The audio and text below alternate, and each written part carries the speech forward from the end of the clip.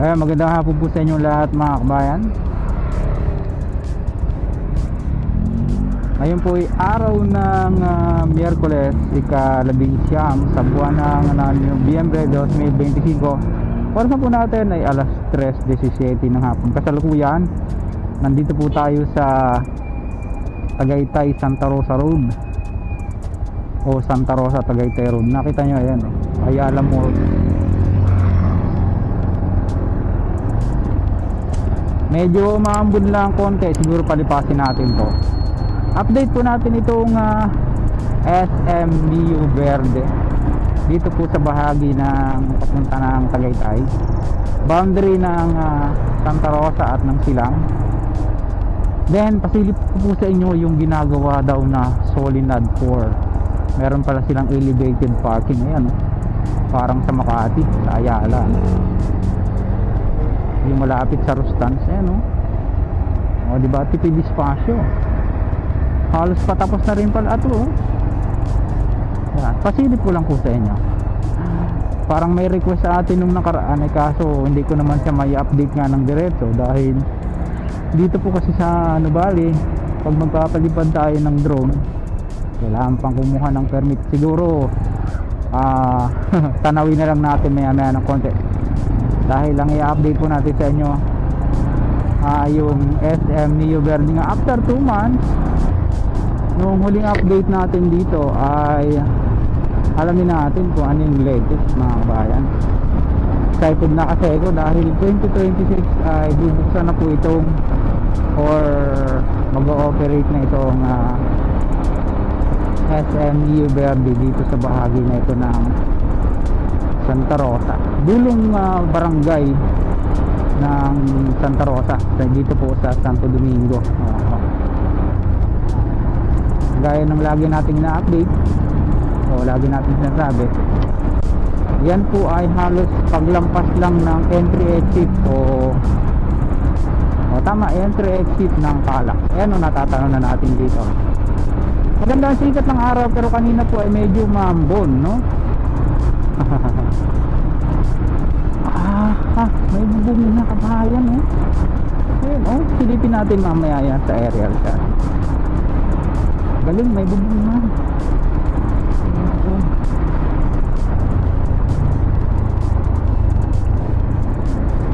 Siguro wala namang balak lumakas ang ulan, no?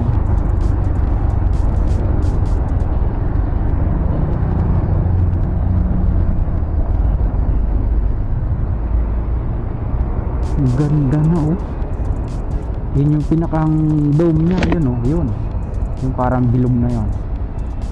At ang buong kabuang lot area daw po niyan ay 1,900 meters.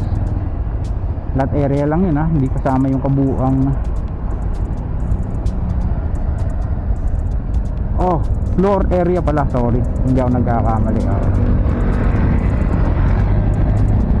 Tapos mamaya natin papakita sa inyo yung ating aerial shot.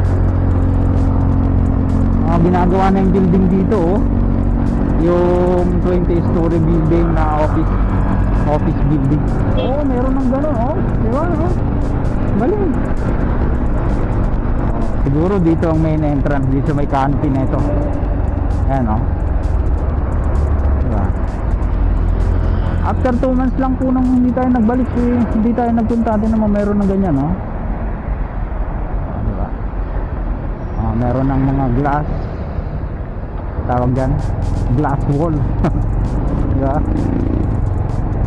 Bilis, napakahusay talaga ni SM.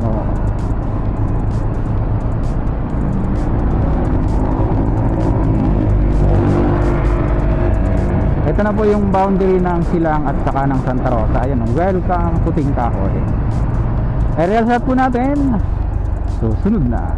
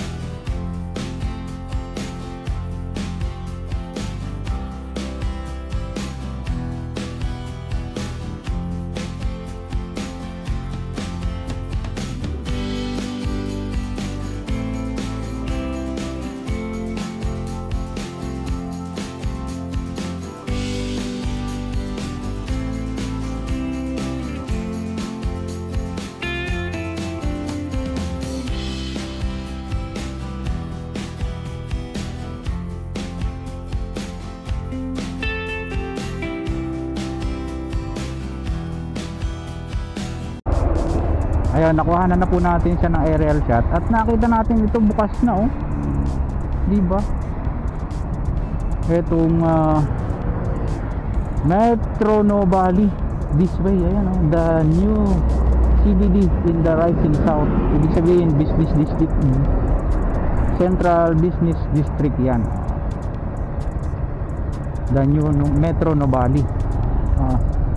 Ayan, maganda. Sa likod po ng SM ang daan yan. Nakita nyo yung ngayon, oh, yung nakuha na ng drone natin. Tila hindi pa siya tapos, no? Ongoing pa yung development. Sana maging bypass road yan in the future kung sakasakali na mag-o-open itong itong SM, no? Kasi malamang sa malamang, no? Malamang sa alamang ay magkakaroon ng katakot-takot na traffic dito.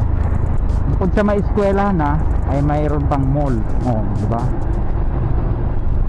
Ganda kabayo ng ating nakuha na ng drone. Ang lupit.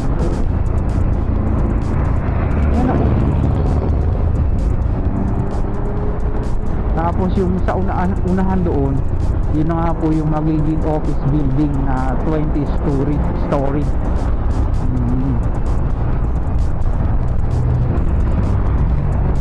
Malamang yung mga pampasadang jeep pwedeng pumasok dyan para magbaba at magsakay ng pasahero, magkakaroon ng siguro or magkakaroon ng transport terminal dyan mismo, kagaya po sa ibang mga SM. Na-stop na tayo. Samantala hanggang dito lang po muna yung ating vlog na na-share sa inyo. Dito naman po sa SM New Verde, dito po sa bahagi ng Santa Rosa. Mga lang na pag-uwi sa ating pong munting channel, sana huwag niyong kalimutang mag-like at mag-subscribe, pakipindot po ang notification bell para lagi po kayong updated every time mag-upload po tayo na video. Ito pong muli si Kabayang Alex, lagi nagpapaalala. Ingat po tayo, lagi tayong manalangin. Salamat sa Diyos. See you po in my next vlog and winning. Hasta luego.